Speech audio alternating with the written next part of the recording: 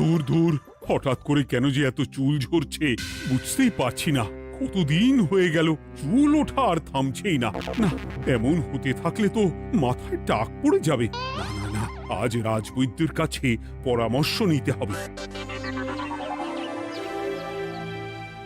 কি ব্যাপার মহারাজ, আজ আপনাকে এমন চিন্তিত দেখাচ্ছে কেন? জীবনে বড় দুঃখ গোপাল, মন মেজাজ একদম ভালো নেই। সে কি কি হয়েছে মহারাজ? গোপাল থাকতে দুঃখ কিসের? আর বলো না, মাথার চুলগুলো আজকাল ঝড়ে পড়া পাতার মতো পটপট করে ঝরে যাচ্ছে। আমি তো জানি কেন এমন হচ্ছে, কিন্তু এখনই মুখ খুললে চলবে না। আর একটু বেশি বিপদ বাড়লে তখন মাঠে নামবো। তাই বলুন। এ তো খুব ছোট ব্যাপার, চুল ঝরলে টাক পড়বে, আর সেটা পড়া কত ভালো জানেন? কথায় আছে, যত বড় টাক তত বেশি টাকা। তুমি চুপ করো তো বাপু। যদি টাক থাকলেই টাকা হতো, তাহলে তোমার টাকা কোথায়? যেটা বোঝো না সেটা নিয়ে কথা বলো না। তাই না তাই, মহারাজের ঝরছে চুল, চিন্তার ভাঁজ মাথায়। গোপাল যতই চেষ্টা করুক, চিড়ে ভিজবে না কথায়। তোমরা সকলে থামো তো দেখি। ও রাজবৈদ্য, তুমি এর কিছু উপায় বলো। আগে মহারাজ, অনেক সময় দেহে ওই লৌহের পরিমাণ কমে গেলে এমন চুল ঝরে।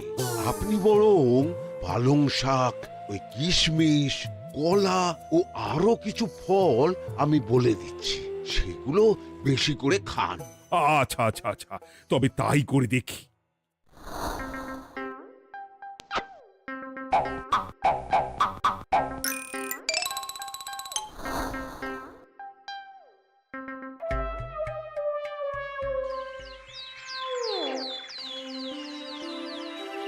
ও রাজবৈদ্য, তোমার কথা মতো শাক পাতা ফলমূল সবই তো খেলাম, চুল ঝরা বন্ধ তো হলোই না।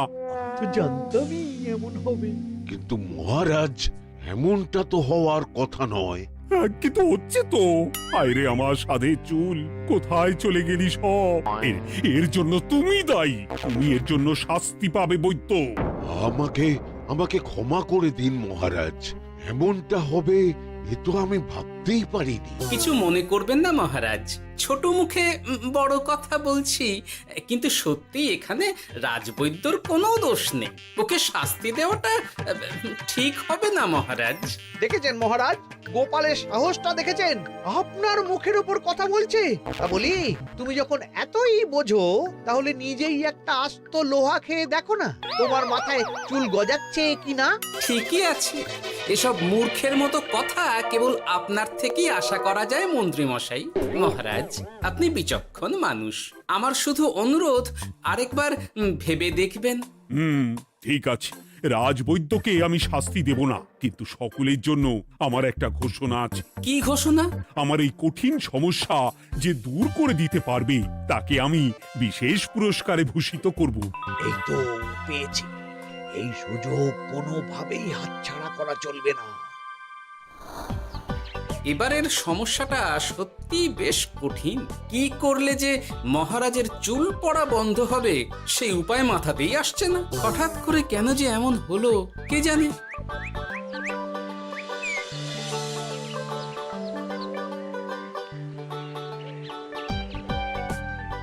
ও মা, তুমি এসে গেছো?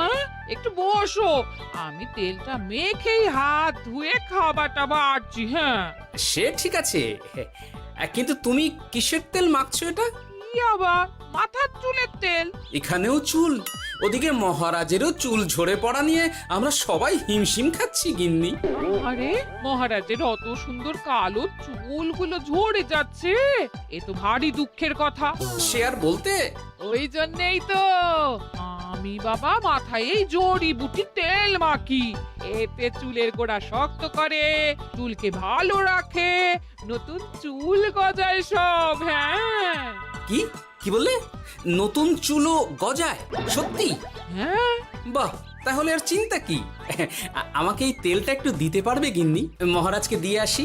উনি বলেছেন যে ওনার সমস্যা দূর করতে পারবে তাকে উনি পুরস্কার দেবেন। ওমা, এই তাই নাকি? এ তো দারুণ ব্যাপার গো।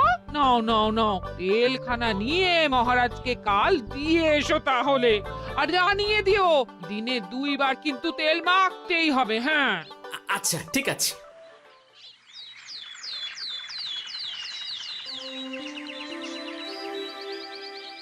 কোনো উপায় খুঁজে পেলে তোমরা? আগে মহারাজ, আমি আপনার জন্য নকল চুল বানিয়ে এনেছি। যতদিন আপনার চুল পড়া বন্ধ না হচ্ছে ততদিন আপনি এটা পরে ব্যবহার করতে পারেন। সে তো বুঝলাম, কিন্তু নকল চুল তো আর আসল চুলে জায়গা নিতে পারবে না বিজ্ঞানী। আসল চুলের কথা ভেবে আমি আপনার জন্য কেশুত্তে পাতা এনেছি মহারাজ। আচ্ছা বেশ। তা গোপাল, খুব তো আগের দিন বকবক করছিলে, তুমি কি এনেছো শুনি? সেটা যথাসময়ে দেখতে পেয়ে যাবেন মন্ত্রী মশাই। এটা জড়িবুটি তেল মহারাজ, আমি এটা আপনার জন্য এনেছি। এতে নতুন চুল গজায় আর চুলের স্বাস্থ্যও ভালো হয়। আমার গিন্নিও ব্যবহার করে এটি, তবে দিনে 2 বার করে মাখতে হবে, তাহলেই ভালো ফল পাবেন মহারাজ। বাবা, তাহলে তুমি কেন মাখো না? আচ্ছা, আপনার সমস্যাটা ঠিক কোথায় বলুন তো মন্ত্রী মশাই? মহারাজের জন্য কিছু আনলেও কথা শোনান, না আনলেও কথা শোনান। সত্যি তো মন্ত্রী, কেন তুমি সব সময় গোপালের পিছনে পড়ে থাকো বলো তো? এরা তো তাও সবাই কিছু না কিছু আমার কথা চিন্তা করে এনেছে, তুমি তো সেটাও করনি। না আসলে মহারাজ, আমিও ভাবছিলাম আপনার কথা, কিন্তু থাক, বুঝেছি। আহ, দারুণ।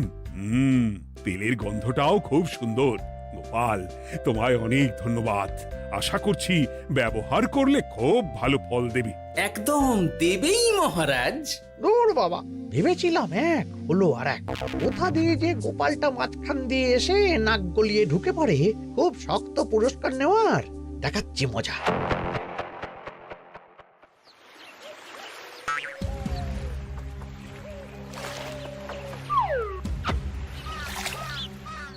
এবারে গোপালের তেল দিয়েই সব কিছু তোলপাড় করব।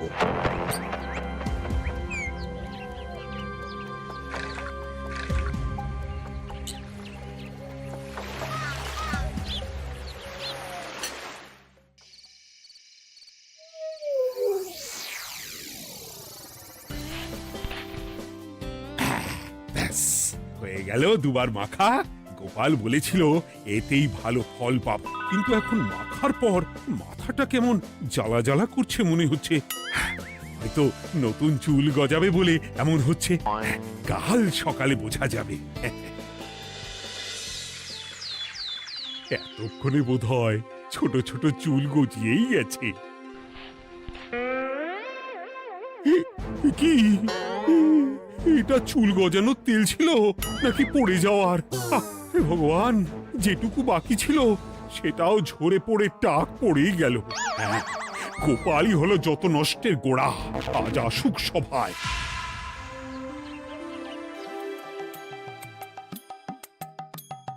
এই যে এখন এলেন উনি। ও কি মহারাজ, আপনি এমন কাপড় মাথায় জড়িয়ে বসে আছেন কেন? তুমি আর এমন প্রশ্ন জিজ্ঞাসা করো না গোপাল, তোমার দয়াতেই মহারাজের এমন অবস্থা। মানেটা আমি তোমায় দেখাচ্ছি, দাঁড়াও। এই যে গোপালের দেওয়া তেল মেখেই আমার এমন হয়েছে, আর তার জন্য আমি তোমাকে কোনোদিনও ক্ষমা করব না গোপাল। বিশ্বাস করুন মহারাজ, আমার গিন্নিও মাখে এই তেল, কিন্তু এমন কিছু তো এখনো পর্যন্ত ঘটেনি। আমি আর কিচ্ছু শুনতে চাই না। আমার মাথা ভর্তি চুল আমি ফেরত চাই। যতদিন না আমার মাথার সব চুল ফিরে আসছে ততদিন আমি তোমার মুখও দেখতে চাই না। মহারাজ, আপনার কোনো চিন্তা নেই, আমি তো আছি। এবার এই সমস্যার একটা সমাধান আমি করেই ছাড়বো। কি ব্যাপার, মন্ত্রী মশাই এত লাফাচ্ছে কেন? এসবের পেছনে আবার ওনার হাত নেই তো? না, ব্যাপারটা পরে দেখতে হচ্ছে।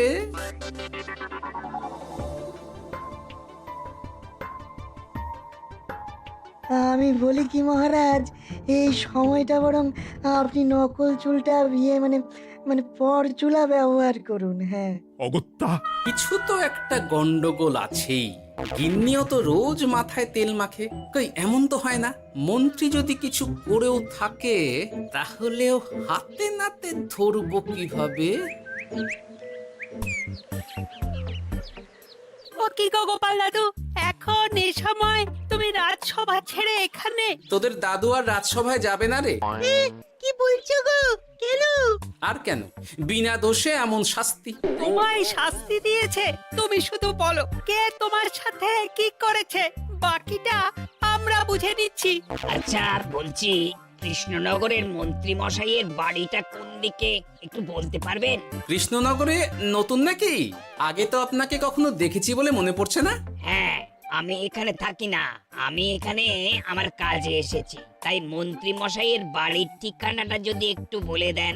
নিশ্চয়ই, এ পথ দিয়ে সোজা চলে যান, তারপর কিছুটা ডান দিকে গেলেই পেয়ে যাবেন। আচ্ছা, অনেক ধন্যবাদ।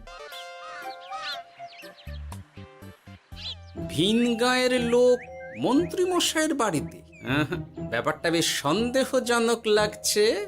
এই এই গুলটে ন্যাপলা, তোরা তোরা দুজন একটু আড়াল থেকে দেখতো লোকটা মন্ত্রী মশাইয়ের বাড়িতে ঠিক কি জন্য এসেছে, তারপর আমায় খবর দিস। ঠিক আছে গোপাল দাদু। তোমার আবার এখানে আসার কি দরকার ছিল? আমি তো বলেছি যে আমি ঠিক গিয়ে তোমার পাওনা গন্ডা মিটিয়ে দেবো। মিটিয়ে দেবে? কতদিন হয়ে গেছে জানেন? দেখো, হয় আমার কীটনাশক আর সার সব ফিরিয়ে দিন, নয়তো আমার জিনিসের দাম মিটিয়ে দিন। কীটনাশক, সার আর কি করে ফেরত দেবো বলো? ও তো সব পুকুরের জলে মিশে গেছে। ওসব আমি জানি না, আমার পাওনা গন্ডা মিটিয়ে দিন, ব্যাস। চল চল, এখনই তাহলে গোপাল দাদুকে গিয়ে সব জানাই। চল চল। দাদু, ও গোপাল দাদু। তোরা এসে গেছিস? আয় আয় আয় আয় আয়। মন্ত্রী মশাইয়ের মুখ থেকে অনেক খবর পেলাম। তাই নাকি? কি শুনি? মন্ত্রী মশাই ওই লোকটার কাছ থেকে অনেক কীটনাশক সার নিয়েছে, কিন্তু এখনো জিনিসের দাম মেটায়নি।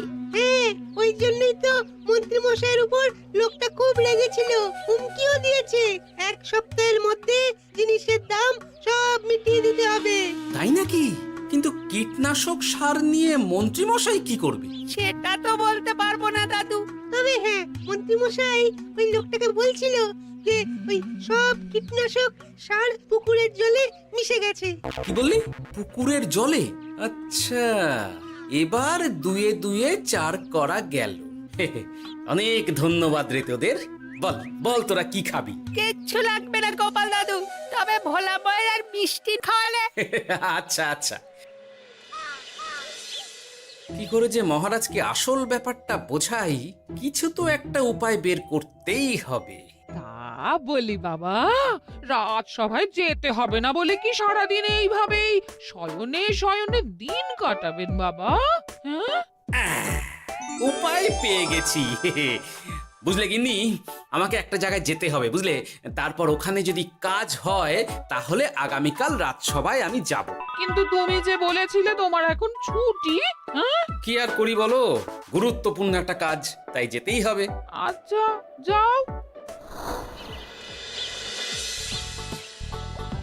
কই গো বিজ্ঞানী? আরে গোপাল যে, বলো। এই যে বিজ্ঞানী, একটা বিশেষ দরকারে তোমার কাছে এলাম, বুঝলে? হ্যাঁ, বলোই না। আচ্ছা, এই দূষিত জলকে কিভাবে আবার পরিশুদ্ধ করে বলতে পারবে? কেন পারবো না? জলের মধ্যে একটু চুন আর ফটকিরি দিয়ে দিলেই জল আবার দূষণমুক্ত হয়ে যাবে।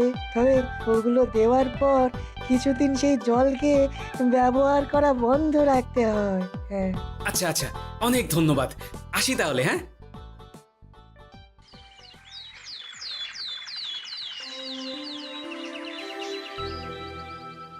ছায়া পড়েছে, ছায়া পড়েছে, আমি বেশ বুঝতে পারছি তার ছায়া পড়েছে এখানে। কার ছায়া পড়েছে? আজকাল তোর মাথা থেকে অনেক চুল ঝরে পড়ছে, তাই না? আগে হ্যাঁ সাধু বাবা, আপনি একদম ঠিক কথা বলেছেন। ও বাবা, এই আবার কোথা থেকে উদয় হলো? আরে আমি একা গিয়ে সেই স্নানের পুকুর পরিদর্শন করতে চাই। যথা আজ্ঞা বাবা।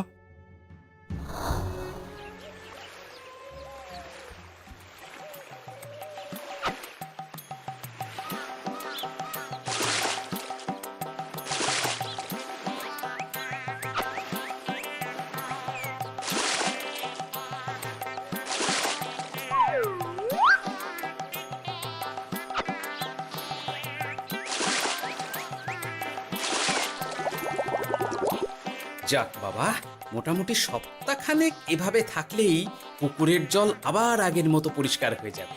এবার শুধু মহারাজকে একটু বুঝিয়ে বললেই হয়ে যাবে।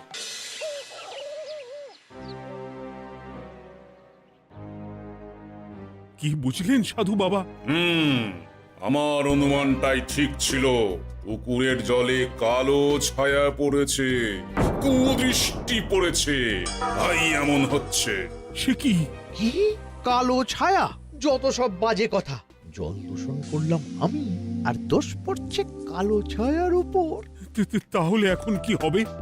চিন্তার কোনো কারণ নেই। আমি মন্ত্রপুত ভস্য ছড়িয়ে দিয়েছি। 1 সপ্তাহ ওই পুকুরের জল স্পর্শ তো দূর, পুকুরের কাছেও যাওয়া নিষেধ। তাহলে আমার মোহরের কি হবে? যথাজ্ঞা সাধু বাবা। ও কি, তাহলে মহারাজ এতদিন স্নান করবেন কোথায়? সে কথা কাউকে চিন্তা করতে হবে না। মহারাজের ওপরে কালো ছায়া পড়া জল পড়েছে, তাই আগে সেটা শোধন করতে হবে। আমাকে তাহলে কি করতে হবে সাধু বাবা? আমার শিষ্য গোপাল আমাকে আগেই এই বিষয় জানিয়েছিল। আমি তার হাত দিয়েই তোর স্নানের জল পাঠিয়ে দেব। তাই আগামী 1 সপ্তাহ সেই জল দিয়েই তোকে স্নান করতে হবে। কি গোপাল? দেখছো তো মন্ত্রী, গোপাল আমাকে কত ভালোবাসে। আমি ওকে কত কথা শোনালাম, কিন্তু না না না না, কাল থেকেই আমি আবার গোপালকে রাজসভায় ডেকে আনবো। আমি আসছি, আমার কাজ হয়ে গেছে। আর হ্যাঁ, তোর স্নানের পুকুরের চারিদিকে প্রহরীর বন্দোবস্ত কর। কাক পক্ষীও যেন ওখানে প্রবেশ করতে না পারে। আচ্ছা বাবা, আচ্ছা।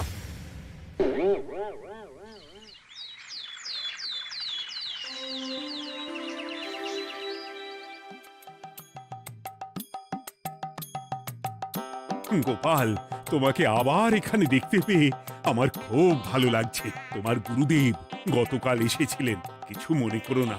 না বুঝেই তোমাকে অনেক কথা শুনিয়েছি। না মহারাজ, আমি জানি আপনি আমাকে খুব ভালোবাসেন, তাই আমি কিছু মনে করিনি মহারাজ। এই নিন, আমি আপনার স্নানের জল এনেছি। হ্যাঁ হ্যাঁ, দাও দাও দাও।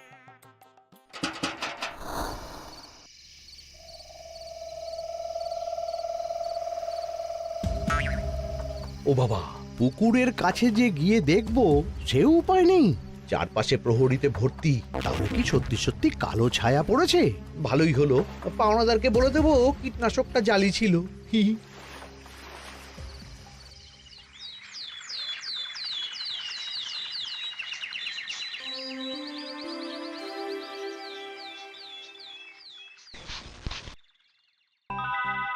এই তো আমার সেই পুরনো কালো চুলগুলো আবার ফিরে এসেছে। আহা, কি যে আনন্দ হচ্ছে দেখে।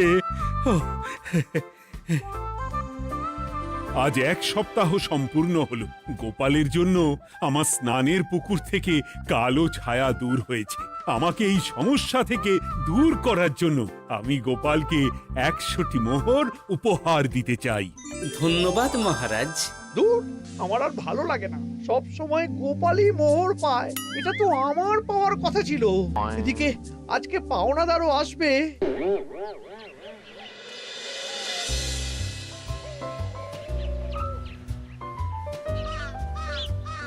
গোপাল দাদু, ওই লোকটা এসে গেছে। আচ্ছা, আসছি। এটা তো মন্ত্রীর বাড়ির দিকে রাস্তা। আমরা তাহলে ওদিকে কেন যাচ্ছি গোপাল? আপনার পুকুরের আসল রহস্যটা কি সেটা আপনি জানবেন না মহারাজ? মানে? নিজের চোখেই দেখুন, তাহলে বুঝতে পারবেন। আর একটু সময় দাও আমায় ভাই, এমনিতেও তোমার কীটনাশক কোনো কাজের নয়। কি এখন এসব কথা? আর একদিনও সময় দিতে পারছি না। একটু বোঝো, একটু। সব আমি মহারাজের পুকুরের জলে মিশিয়ে দিয়েছি। মন্ত্রী, তুমি তাহলে সেই কালো ছায়া?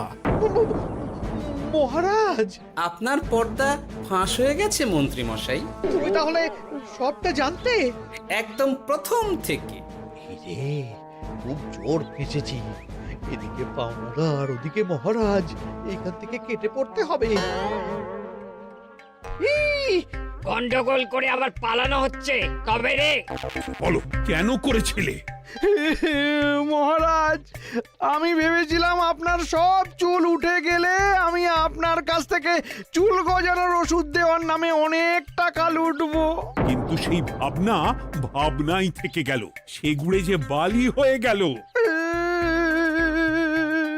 ভাবা যায় চুলের জন্য চুলো চুলি, হ্যাঁ?